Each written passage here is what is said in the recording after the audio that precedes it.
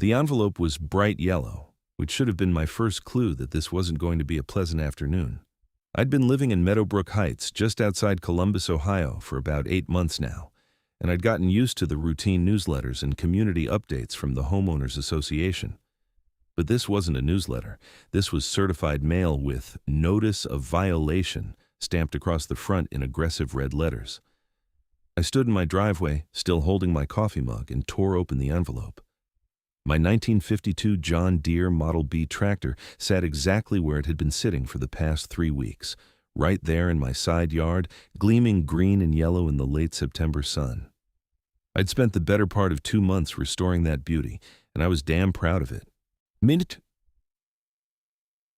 Mr. Graham Oakes, the letter began, all formal and threatening. This notice serves as official documentation that you are in violation of Meadowbrook Heights Community Standards, Section 4.2.1, regarding outdoor storage of industrial equipment and farm machinery. You have 10 business days to remove the offensive item from your property or face daily fines of $250. I read it twice, then a third time, because surely this had to be some kind of joke. The tractor wasn't just any old piece of junk. It was a restored antique, a piece of American agricultural history. I'd bought it from an estate sale in Lancaster County, spent hours tracking down original parts, repainting it with period-accurate paint, even rebuilt the entire engine myself. It was a work of art. My phone was already in my hand when my neighbor, Tom Brennan, wandered over from his yard next door. He was in his 60s, retired from the fire department, and one of the few people in this subdivision who didn't treat every blade of grass like it was sacred ground. "Got one of those yellow letters, huh?" Tom asked, nodding at the paper in my hand. "Did you know about this?" I asked, waving the notice at him. "Sharon Kellerman stopped by my place yesterday asking questions about your tractor," Tom said, leaning against my mailbox. "I told her it was a beauty. Probably wasn't what she wanted to hear." Sharon Kellerman. Of course, I'd met her exactly once at the mandatory new homeowner orientation meeting back in January. She was the HOA president, a woman in her mid-40s with a blonde bob cut that looked like it required daily maintenance, and an attitude that suggested she'd been waiting her whole life for a position of petty authority. She'd spent 45 minutes at that meeting explaining the importance of maintaining property values and community standards, which apparently meant everyone's house had to look like it came from the same cookie-cutter catalog. "They can't actually fine me for this," I said, more to myself than to Tom. "It's my property." "You signed the HOA agreement when you bought the house," Tom reminded me. "They can fine you for pretty much anything that's in their rule book. Guy 3 streets over got hit with fines because his grass was half an inch too tall." I looked back at my tractor. It wasn't blocking anything. It wasn't leaking oil or creating any kind of hazard. It was just sitting there, looking magnificent. I'd parked it in the side yard specifically because I thought it would be less visible from the street, set back behind my fence line. Apparently, that wasn't good enough for Sharon Kellerman. "I'm not moving it," I said. Tom chuckled. "Good luck with that. Sharon doesn't back down easy." I spent the rest of that Saturday researching HOA laws in Ohio, reading through every single page of the Meadowbrook Heights community bylaws and getting progressively more annoyed. The rulebook was 63 pages long and covered everything from acceptable mailbox colors to the precise angle at which you were allowed to park in your own driveway. Section 4.2.1 did indeed prohibit industrial equipment, farm machinery, and commercial vehicles from being visible from the street or neighboring properties. But here was the interesting part. Buried in my purchase documents, in a folder I'd barely glanced at during closing, was a disclosure form from the previous owner. The house had been built in 1987, before Meadowbrook Heights became a planned community. The original property had been 5 acres of farmland, part of a larger agricultural operation. When the land was subdivided and developed in the early 1990s, certain properties retained specific agricultural exemptions. My property was one of them. According to the disclosure, my lot maintained a grandfather clause that protected the right to keep farm implements and agricultural equipment on the premises, dating back to the original land use agreements. The HOA bylaws had been written in 1994, but they couldn't supersede property rights that had been established earlier. I felt a grin spreading across my face. Sharon Kellerman had no idea what she'd just walked into. Monday morning, I called the HOA office. A receptionist answered, sounding bored. Meadowbrook Heights Homeowners Association, this is Denise. Hi, Denise. This is Graham Oakes from 847 Harvest Lane. I received a violation notice about my tractor, and I need to speak with Sharon Kellerman. Mrs. Kellerman is in meetings all morning, Denise said. You can leave a message or send an email to the general inbox. I'll send an email, I said. But can you let her know that I won't be moving the tractor? It's protected under agricultural exemption clauses in my property deed. There was a pause. I'll pass along the message. I drafted a professional email, attached copies of the relevant deed documents and the disclosure form, and explained the grandfather clause in detail. I kept my tone polite, but firm. The tractor was staying put, and the HOA had no legal authority to force me to remove it. The response came faster than I expected. By Tuesday afternoon, I had a reply from Sharon herself, and it was clear she wasn't happy. Mr. Oakes, the documents you've referenced are outdated and no longer applicable to current community standards. The Meadowbrook Heights HOA has full authority over all properties within our boundaries, regardless of previous agreements. Your tractor remains in violation, and if it is not removed by the deadline, fines will be assessed. This is your final warning. No acknowledgement of the legal documents I'd sent. No willingness to discuss or review the situation. Just a flat rejection and a threat. I forwarded the email to my real estate attorney, Rebecca Chen, who I'd used during the house purchase. She called me within an hour. Graham, this is actually really interesting, Rebecca said. Her enthusiasm was palpable. These agricultural exemptions are pretty rare in suburban developments, and they're usually rock solid. The HOA can't just dismiss them because they're inconvenient. So what do I do? Write back, cite the specific Ohio Revised Code sections that protect these exemptions, and make it clear that you're prepared to pursue legal action if they continue with the fines. I can draft something for you if you want. Please, I said. And Rebecca? Make it clear that I'm not backing down. She laughed. Oh, I can tell. Give me a few hours. By Wednesday, Rebecca had sent Sharon a formal legal letter. It was 5 pages long and cited everything from property rights law to agricultural protection statutes. The key point was Ohio Revised Code, Section 519.21, which specifically protected agricultural land use rights, even in areas that had been subsequently developed. My grandfather clause wasn't just a suggestion, it was state law. Thursday morning, my doorbell rang. I opened it to find Sharon Kellerman standing on my porch, her expression somewhere between annoyed and calculating. She was wearing a beige pantsuit and holding a leather portfolio. Mr. Oakes, we need to talk, she said. Come in, I said, stepping aside. She walked into my living room like she owned the place, her eyes scanning everything with obvious judgment. I'd decorated with a mix of vintage furniture and modern pieces, lots of wood and leather, which probably didn't meet her standards of suburban sophistication. I received a letter from your attorney, Sharon said, not sitting down despite me gesturing to the couch. I think there's been a misunderstanding. No misunderstanding, I said. My property has agricultural exemptions that protect my right to keep farm implements. The tractor stays. That tractor is an eyesore, Sharon said, her voice getting sharp. It's bringing down property values for the entire neighborhood. It's a restored antique worth about $15,000, I countered. If anything, it adds character to the neighborhood. Character, Sharon repeated like it was a dirty word. Mr. Oakes, I've been president of this HOA for 6 years. I know what's best for this community. That tractor needs to go. Take it up with the Ohio legislature, I said, because legally, you don't have a leg to stand on. Her face flushed red. We'll see about that.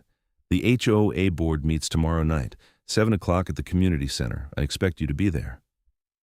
She left without another word, pulling my door shut hard enough that the frame rattled. Friday evening, I drove to the Meadowbrook Heights Community Center, a bland brick building at the entrance to the subdivision. The parking lot was mostly empty, just a few cars clustered near the front door. I grabbed my folder of documents and headed inside. The meeting room was set up like a small courtroom, with a long table at the front for the board members and rows of chairs facing them. About a dozen residents were scattered around, most of them looking bored. Sharon sat in the center of the board table, flanked by 4 other members I didn't recognize. Meeting will now come to order, Sharon announced, banging a gavel. She actually had a gavel.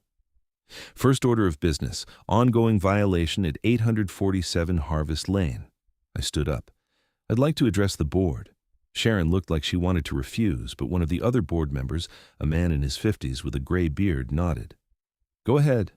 I walked to the front and laid out my case. I explained the agricultural exemption, showed them the deed documents, cited the relevant Ohio laws, and made it clear that the tractor was legally protected. The whole presentation took about 10 minutes. When I finished, Sharon barely waited a beat before responding. The board has reviewed your so-called documentation, and we find it insufficient. The violation stands. Excuse me, I said, my patience wearing thin. Did you actually review anything? Because if you had, you'd know that what you're doing is illegal. Are you threatening this board? Sharon asked, her voice rising. I'm stating facts, I said. You can't enforce rules that violate state property law. The man with the gray beard, whose nameplate read Robert Martinez, cleared his throat. Sharon, maybe we should table this and have the HOA attorney review the documents. We don't need an attorney to tell us what our own rules say, Sharon snapped. Actually, you might, another board member said. This was a woman in her 30s, identified as Linda Wu. If Mr. Oakes is right about the agricultural exemptions, we could be opening ourselves up to liability. Sharon glared at both of them. Fine, we'll consult with legal counsel.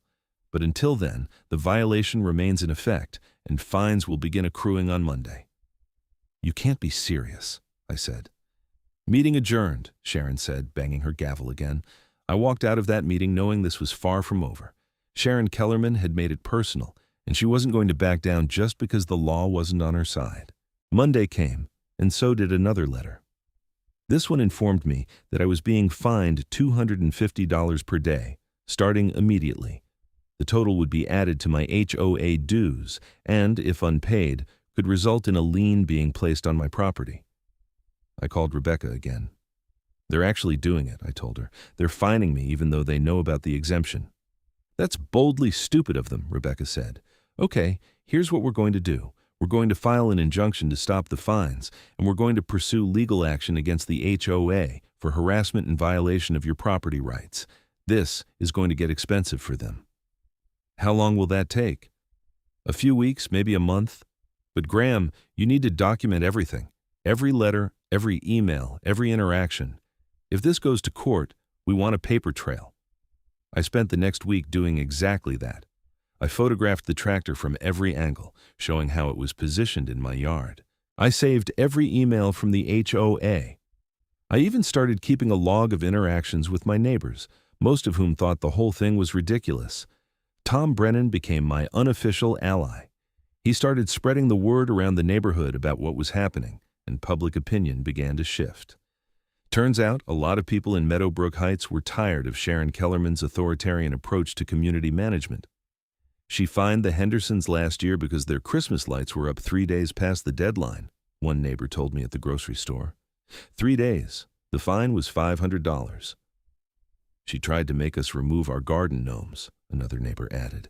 Said they were tacky lawn ornaments. We had to fight her for 2 months. The stories kept coming, and a picture emerged of an HOA president who had been running Meadowbrook Heights like her personal fiefdom, using fines and threats to enforce her vision of suburban perfection. By the second week, I'd accumulated $1,750 in fines according to the HOA's letters. I ignored them all. Rebecca had filed the injunction, and we were waiting for a court date. Then, things got weird. I came home from work on a Wednesday afternoon to find someone had spray-painted "Move the Tractor" across my driveway in red paint. The letters were 3 feet tall and impossible to miss. I called the police. An officer arrived within 20 minutes, took photos, and filed a report for vandalism. Any idea who might have done this? Officer Davis asked, notebook in hand. I've been in a dispute with my HOA, I said, but I can't prove anything. We'll keep an eye on the area, he said. You might want to consider installing a security camera. I did exactly that. By Thursday evening, I had a 4-camera system installed around my property, covering every angle of my house and yard. The cameras were high definition, with night vision and motion detection, all connected to my phone. Friday night, at 2 in the morning, my phone started buzzing with motion alerts. I grabbed it and opened the camera app, my heart racing. 3 figures were in my yard, moving toward the tractor. They were wearing dark clothes and had their faces covered with bandanas. I dialed 911 while pulling on my jeans. Someone's on my property trying to vandalize my tractor. I ran outside as the dispatcher was asking for details. The 3 figures saw me and bolted, running toward the street. I didn't chase them. I just made sure the cameras had caught everything. The police arrived within 5 minutes. I showed them the camera footage, and even with the faces covered, there were identifying details. One person was wearing a Meadowbrook Heights HOA polo shirt. "Well, that's interesting," Officer Davis said, recognizing me from the vandalism report. "We'll need copies of this footage." "Already emailing it to you," I said.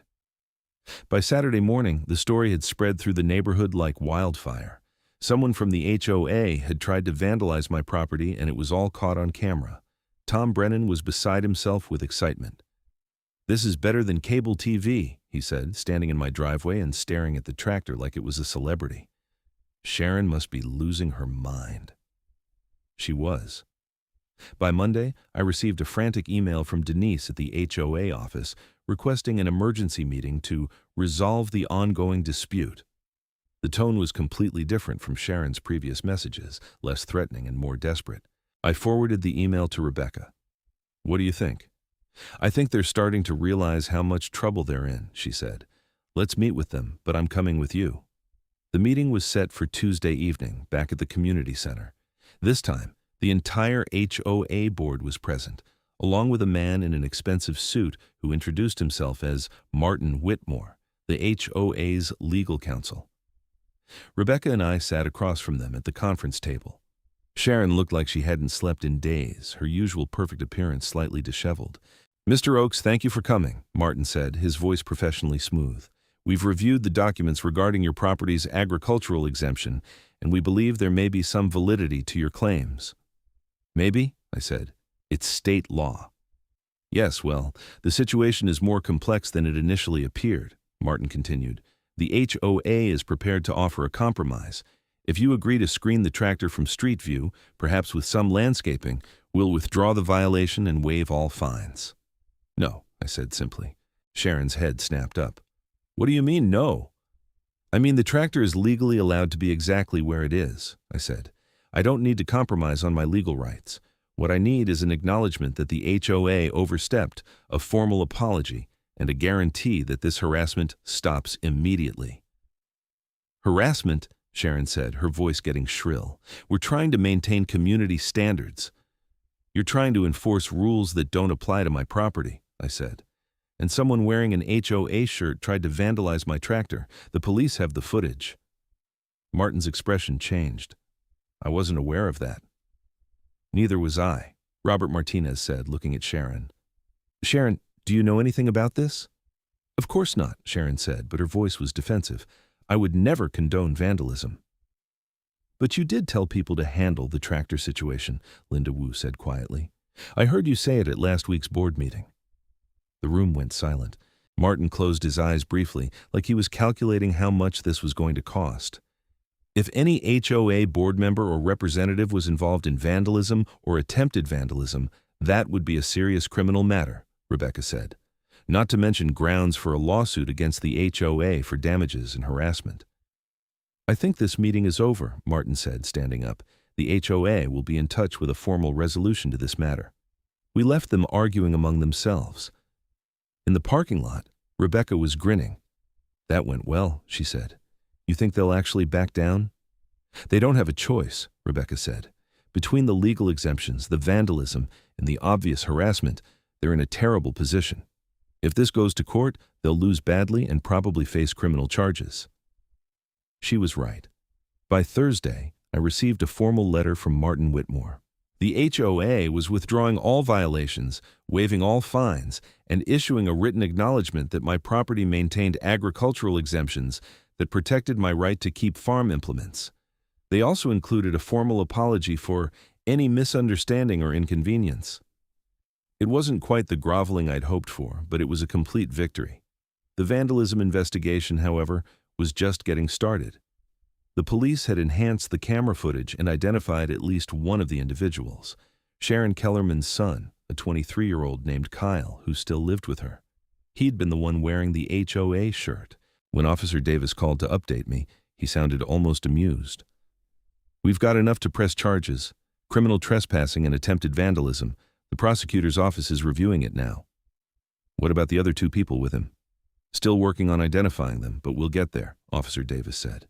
"This kind of thing doesn't usually happen in neighborhoods like yours. People get real stupid about HOA disputes." The story hit the local news the following week. A Columbus television station ran a segment titled HOA Dispute Turns Criminal, featuring interviews with me, Tom Brennan, and several other Meadowbrook Heights residents who'd had their own problems with Sharon Kellerman. They even got footage of my beautiful 1952 John Deere gleaming in the afternoon sun. The publicity was brutal for the HOA. Within days, there was a petition circulating among homeowners calling for Sharon's resignation as president. Over 100 people signed it in the first 48 hours. I stayed out of the internal HOA politics, but Tom kept me updated.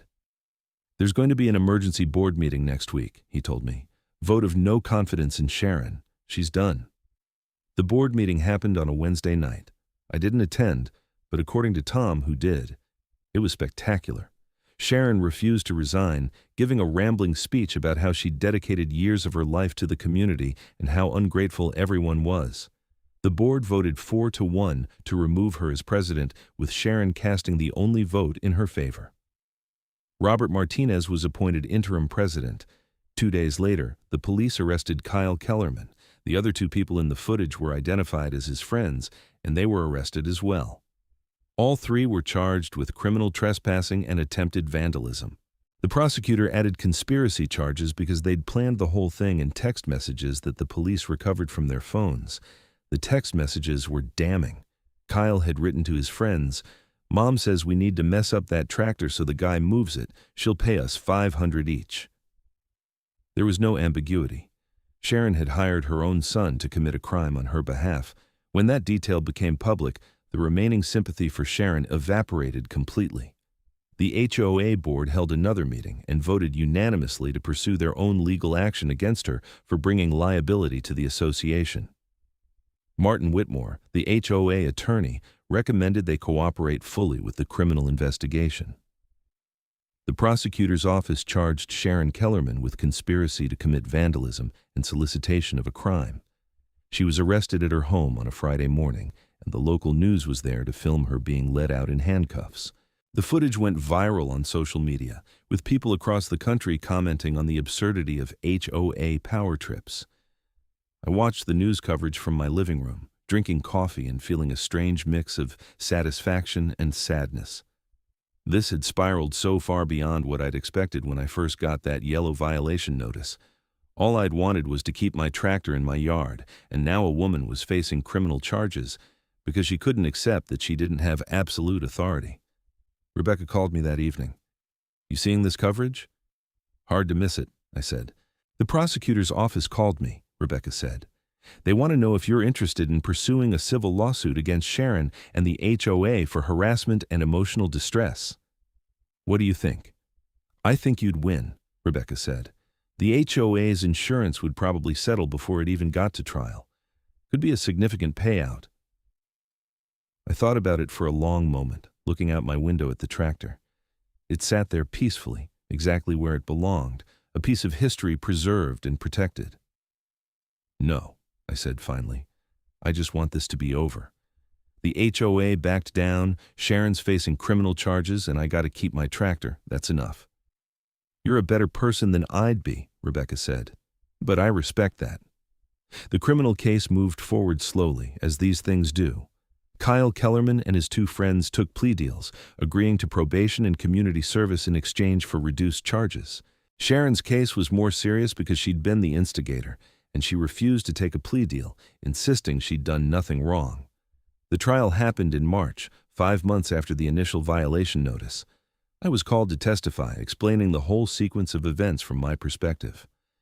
The prosecutor showed the jury the threatening letters, the camera footage, the text messages between Sharon and her son, and the pattern of harassment that had escalated into criminal behavior. Sharon's defense attorney tried to argue that she'd never explicitly told Kyle to commit vandalism, that her text message was taken out of context, but the jury didn't buy it. After deliberating for less than 3 hours, they came back with a guilty verdict on all counts. The judge sentenced Sharon to 6 months in county jail, suspended to probation, plus 1,000 hours of community service and a $10,000 fine. She was also ordered to pay restitution to me for the cost of cleaning the spray paint off my driveway and installing the security cameras. I didn't feel triumphant when the verdict came down. I just felt tired. The whole thing had consumed 7 months of my life, generated more stress than I'd needed, and turned what should have been a simple property rights issue into a criminal case. But my tractor was still in my yard, exactly where it belonged. The Meadowbrook Heights HOA underwent a complete transformation after Sharon's removal. Robert Martinez became the permanent president, and one of his first actions was to review and revise the community bylaws. A committee was formed, made up of homeowners from throughout the subdivision, to suggest changes that would make the rules more reasonable and less susceptible to abuse. I was asked to join the committee. At first I declined, having had enough of HOA drama to last a lifetime, but Tom Brennan convinced me to reconsider. "If people like you don't get involved, we'll just end up with another Sharon," he said. "You actually know something about property rights and laws. We need that perspective." So I joined. We met twice a month for 3 months, going through the bylaws page by page, identifying rules that were overly restrictive or potentially illegal. The 63-page rulebook got trimmed down to 32 pages, with clearer language and better protections for homeowners. We added an appeals process for violations, established limits on fine amounts, and created transparency requirements for board decisions. The new bylaws were put to a vote at the annual meeting in June, and they passed with 87% approval. It felt like the neighborhood had been collectively holding its breath and finally got to exhale. My tractor became something of a neighborhood attraction. People would walk by with their dogs or kids and stop to look at it.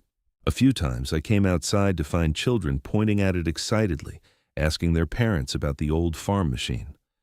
I started giving impromptu history lessons about post-war American agriculture, explaining how tractors like mine had revolutionized farming in the 1950s. One Saturday in July, a man about my age knocked on my door. He introduced himself as Gary Donovan, and he lived 4 streets over. "I heard about your fight with the HOA," Gary said, "and I wanted to tell you I've got a 1948 Farmall H that I've been keeping in storage because I was afraid to put it in my yard. Would it be okay if I brought it home now?" I laughed. "Gary, if your property has the same agricultural exemptions mine does, you can absolutely bring it home. And if you want, I can help you confirm what rights you have." He grinned. "I'd appreciate that." Within a month, Gary's Farmall H was sitting proudly in his side yard, restored to pristine condition. 2 other neighbors discovered they had similar exemptions and started looking for their own antique farm equipment to restore. Meadowbrook Heights was developing a reputation as a surprisingly good place for agricultural history enthusiasts, which was bizarre and wonderful. The local paper did a follow-up story in August, a human interest piece about how a HOA dispute had transformed a neighborhood and sparked renewed interest in preserving agricultural heritage. They took photos of my John Deere, Gary's Farmall, and the other tractors that had started appearing. The headline was, "From Fines to Farmalls, One Neighborhood's Agricultural Renaissance." I framed that article and hung it in my garage. Sharon Kellerman completed her probation and community service without incident. I saw her once, from a distance, at a grocery store in early September. She looked older, worn down by everything that had happened. Our eyes met briefly across the produce section, and I nodded. She didn't respond, just turned and walked away. I didn't feel anger toward her anymore, just a vague sadness that someone had become so invested in controlling other people that she'd destroyed her own life over a tractor in a yard. By October, exactly 1 year after I'd received that first yellow violation notice, life in Meadowbrook Heights had settled into a comfortable new normal. The HOA functioned smoothly under Robert's leadership, focused on genuine community improvement rather than petty enforcement. The neighborhood felt friendlier, more relaxed, like people had been given permission to be themselves, instead of conforming to some arbitrary standard of suburban perfection. I'd finished another restoration project, a 1955 Ford 600 tractor that I'd found at an auction in rural Pennsylvania. It sat next to the John Deere in my yard, and I was already planning my next acquisition. Tom joked that I was going to turn my property into a museum, and honestly, that didn't sound like the worst idea. On a cool Saturday afternoon in late October, the neighborhood held its annual Fall Festival. It was a casual event, with food trucks, a bounce house for kids, and a small stage for local bands. This year, the organizing committee had decided to add an agricultural heritage display, featuring the restored tractors from around the neighborhood. I drove my John Deere to the community center, which felt wonderfully absurd. The tractor topped out at about 15 miles per hour, and I puttered through the subdivision streets with a parade of kids on bicycles following behind me, all of them cheering and ringing their bike bells. Gary brought his farmall. 2 other neighbors brought their tractors. We parked them in a row near the stage, and people swarmed around them, taking photos and asking questions. Parents lifted their kids onto the seats for pictures. Teenagers posed in front of them for social media posts. It was joyful and silly and perfect. Robert Martinez found me near the food trucks, holding a paper plate loaded with barbecue. "You know, a year ago I never would have believed this would be happening," he said, gesturing at the tractors in the crowd. "A year ago I was just trying not to get fined," I said. "You did more than that," Robert said. "You changed this place, made it better." I looked around at the festival, at neighbors laughing and talking, at children climbing on tractors, at the general atmosphere of community that felt genuine rather than forced. Maybe Robert was right. Maybe standing up for something as simple as the right to keep an antique tractor in my own yard had been about more than just property rights. Maybe it had been about pushing back against the idea that conformity was more important than character, that rules mattered more than reasonableness. Tom Brennan appeared with his wife, carrying plates of food. "Graham, people are asking if you'd be willing to give a talk about tractor restoration," he said. "Maybe at the community center next month." "A talk? Like a presentation?" "Why not?" Tom said. "You know your stuff, and clearly people are interested." I thought about it. Public speaking wasn't really my thing, but then again, I'd never expected to become some kind of accidental activist for HOA reform and agricultural preservation either. Life had a funny way of pushing you into roles you never anticipated. "Sure," I said. "I'll do it." The presentation happened on a Tuesday evening in November. I'd prepared a slideshow with photos of my restoration process, historical information about post-war American farming, and tips for anyone interested in preserving agricultural equipment. I expected maybe a dozen people to show up. 53 people packed into the community center meeting room. I talked for an hour, showing before and after photos of the John Deere, explaining the challenges of finding authentic parts, discussing the importance of preserving agricultural history. People asked questions, engaged with the material, and several of them approached me afterward asking for help with their own potential restoration projects. It was exhilarating and terrifying and completely unexpected. I'd moved to Meadowbrook Heights looking for a quiet suburban life, a place to settle down after years of moving around for work. Instead, I'd found myself at the center of a legal battle, a neighborhood transformation, and now apparently a community educator on antique farm equipment. The winter months passed peacefully. I worked on the Ford 600, spent time with neighbors who'd become genuine friends, and avoided any further drama with the HOA. The new bylaws were working well, and Robert's leadership style was collaborative rather than authoritarian. The neighborhood felt cohesive in a way it apparently hadn't in years. In February, I got an unexpected phone call from a woman named Sandra Hopkins, who identified herself as a producer for a national cable television show about property rights disputes. They'd heard about my story and wanted to feature it in an upcoming episode. "We're looking at cases where homeowners successfully fought back against HOA overreach," Sandra explained. "Your case has everything: clear legal rights, documented harassment, criminal charges, and a happy ending with actual community change. It's perfect for our audience." "I don't know," I said. "It feels like that's all behind me now." "We'd pay an appearance fee," Sandra said, and it could help other people who are dealing with similar situations, show them they have rights and options. That argument convinced me. If my experience could help someone else avoid the stress and cost of fighting an unreasonable HOA, it was worth the minor embarrassment of being on television. The filming happened in March. A crew came to Meadowbrook Heights for 2 days, interviewing me, Tom, Robert, Rebecca, and several other neighbors. They filmed the tractors, the community center, and even got B-roll footage of me driving the John Deere around my property. Sandra assured me they'd handle Sharon's part of the story sensitively, focusing on the legal and systemic issues rather than personal attacks. The episode aired in May, almost 18 months after that first yellow violation notice. I watched it with Tom and his wife, Gary and his wife, and a dozen other neighbors crowded into my living room. Seeing my story condensed into 43 minutes of television was surreal. They'd done a good job presenting the facts clearly, including interviews with legal experts about property rights and HOA reform, and ending with footage of the Fall Festival and the Agricultural Heritage Display. When my final interview segment played, where I talked about the importance of standing up for your rights even when it's difficult and expensive, my living room erupted in applause. I felt my face getting hot, embarrassed, and proud in equal measure. "You're famous now," Tom said, slapping me on the back. "Better get used to it." He wasn't entirely wrong. The episode resonated with people.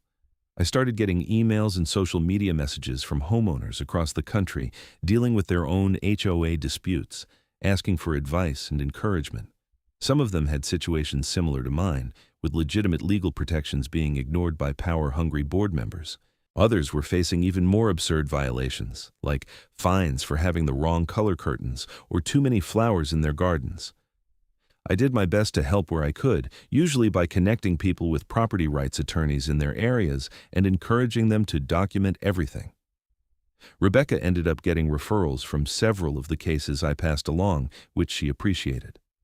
By summer, Meadowbrook Heights had fully embraced its new identity as a tractor-friendly community. The Agricultural Heritage Display had become a permanent fixture at neighborhood events. The local historical society reached out to collaborate on a project documenting the area's farming history before it was developed. Gary and I taught a workshop on basic tractor maintenance at the community center, which sold out immediately. Life had taken on a rhythm that felt right. I'd go to work during the week doing database management for a healthcare company, which was boring but paid well. Evenings and weekends were for restoration projects, neighborhood activities, and the occasional speaking engagement about property rights and HOA reform. The tractor that had started everything, my 1952 John Deere Model B, sat in its place of honor in my side yard. I'd added a small plaque explaining its history and significance, which had become common practice among the neighborhood's tractor owners. People walking by would stop to read the plaques, learning about agricultural history, one restored machine at a time. In August, Robert called me with unexpected news. The state HOA Oversight Committee wants to use our revised bylaws as a model for other communities, he said. They're asking if we'd be willing to present at their annual conference. "We?" I asked. "You, me, and Linda," Robert said. "You're the one who fought the fight. We just helped clean up afterward." The conference was in Cleveland in September. It was a surreal experience, standing in front of 200 HOA board members from across Ohio, telling them about my tractor and the legal battle that followed. But the audience was engaged, asking thoughtful questions about how to balance community standards with individual property rights, how to prevent board members from abusing their authority, and how to create bylaws that were fair and enforceable. Several communities adopted versions of Meadowbrook Heights' revised bylaws. The state committee used our case as an example when developing new guidelines for HOA governance. What had started as a personal dispute over a tractor had somehow contributed to systemic change that could help thousands of homeowners. On a Sunday afternoon in October, exactly 2 years after the yellow violation notice, I was working on my newest acquisition, a 1947 Alice Chalmers Model C. Tom wandered over, as he often did, carrying 2 beers. 2 years, he said, handing me a bottle. "Can you believe it?" "Some days yes, some days no," I said, wiping grease off my hands. "That tractor changed everything," Tom said, nodding toward the John Deere. "It's just a tractor," I said. No, Tom said. It's not. It's a reminder that standing up for what's right matters, that individuals can push back against petty tyrants, that communities can change for the better. I took a drink of beer, looking at the collection of tractors in my yard, thinking about everything that had happened. Tom wasn't wrong. The John Deere was more than just a restored antique. It had become a symbol, a focal point for a neighborhood's transformation from an over-controlled HOA dictatorship to a genuinely collaborative community. You ever regret any of it? Tom asked. I thought about the stress, the legal bills that Rebecca had kindly reduced but were still significant, the months of uncertainty and conflict. Then I thought about the friendships I had formed, the positive changes in the neighborhood, the people across the country who'd reached out to say my story had helped them stand up for their own rights. No, I said. I don't regret it at all. The sun was setting behind my house, casting long shadows across the yard. The tractors gleamed in the golden light, mechanical dinosaurs from a different era, preserved and protected. My phone buzzed with another message from someone dealing with an HOA dispute, asking for advice. I'd answer it later, after I finished working on the Alice Chalmers, after I had dinner, after I spent some time just enjoying the peaceful evening in my yard. The yellow violation notice was still somewhere in my filing cabinet, kept as a reminder of where this all started. $250 per day in fines, they'd threatened. Remove the offensive item, they'd demanded. But the tractor stayed, the neighborhood changed, and justice, in its slow and sometimes surprising way, prevailed. I finished my beer and got back to work on the Alice Chalmers. There was an engine gasket that needed replacing, and I'd finally tracked down an original part from a collector in Iowa. The work was methodical and satisfying, each component cleaned and restored, each mechanical problem solved one piece at a time. As darkness fell, I turned on the work lights in my garage and kept going. Tom had headed home for dinner, but I wasn't ready to stop yet. There was something meditative about restoration work, about taking something broken or neglected and returning it to its original glory. Maybe that's what had really happened over the past 2 years, not just to the tractors, but to the neighborhood itself. We'd taken something broken, an HOA system that had become abusive and controlling, and we'd fixed it, piece by piece, until it worked the way it was supposed to. The Alice Chalmers would run again. The Meadowbrook Heights HOA would continue functioning fairly and collaboratively. My John Deere would sit in my yard for as long as I owned this house, protected by law and embraced by the community. And somewhere out there, other homeowners would stand up to unreasonable HOAs, armed with the knowledge that they had rights, that they could fight back, and that sometimes, against all odds, they could win. I finished replacing the gasket around midnight, cleaned up my tools, and stood in my driveway looking at the dark silhouettes of the tractors. They were just machines, metal and rubber and old paint, but they represented something more. The right to use your own property as you saw fit, the importance of preserving history, and the power of one person refusing to back down when they knew they were right. The house was quiet when I went inside. I made a sandwich, answered the message from the homeowner dealing with their own HOA dispute, and finally sat down on my couch. The television remote sat on the coffee table next to a stack of mail, including the latest Meadowbrook Heights newsletter. The header featured a photo from the Fall Festival showing the agricultural heritage display with kids climbing on the tractors. I smiled. This was home now, not just a house in a subdivision, but a real community where I belonged, where I'd made a difference. All because I'd refused to move an antique tractor from my yard, because I'd stood up to a bully with a gavel, and because sometimes the law actually protected the little guy instead of the petty bureaucrat. Tomorrow I'd go back to work, spend 8 hours managing databases and attending meetings. But tomorrow evening, I'd be back in my garage, working on the Alice Chalmers, probably with Tom stopping by to offer unsolicited advice and bring beer. The weekend would bring more restoration work, maybe a neighborhood barbecue, perhaps another consultation call with someone fighting their own HOA battle. It was a good life, unexpected and slightly absurd, but good. The yellow violation notice had threatened fines and legal action. Instead, it had sparked a revolution, one old tractor at a time. Sharon Kellerman had wanted to maintain property values and community standards.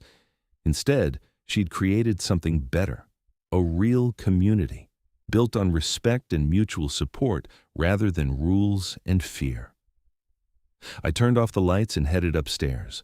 Through my bedroom window, I could just make out the shape of the John Deere in the moonlight, standing guard over the yard, a testament to stubbornness and property rights and the beautiful chaos that sometimes comes from refusing to back down. It was exactly where it belonged, and so was I.